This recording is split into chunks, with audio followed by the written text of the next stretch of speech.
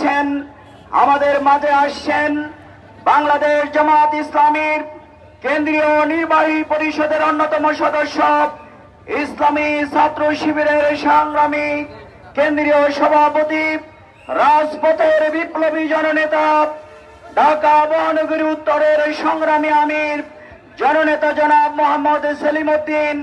ওনাদের আগমন উপলক্ষে আজকের এই সমাবেশে উপস্থিত সম্মানিত জেলা আমির, সংগ্রামী নেতৃবৃন্দ, এলডিপির সংগ্রামী নেতৃবৃন্দ, সম্মানিত বাসী, আমরা আজকের এই প্রোগ্রামের পক্ষ থেকে আমরা এই এলাকায় যারা ডুবন্ত বনবাসী তারা আমরা জাতীয় নেতৃবৃন্দকে পেয়ে আমরা আল্লাহ শুকরিয়া আদায় করছি, আলহামদুলিল্লাহ।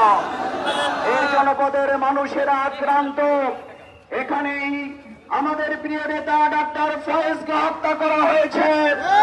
এখানে আওয়ামী লীগ আমার প্রিয় ভাই সাবেক ছাত্র নেতা মহসিনকে টুকরো টুকরো করেছে।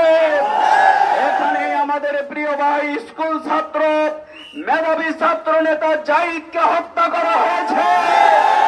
এখানে আপনার উসমান সাব্বিরকে হত্যা করা হয়েছে।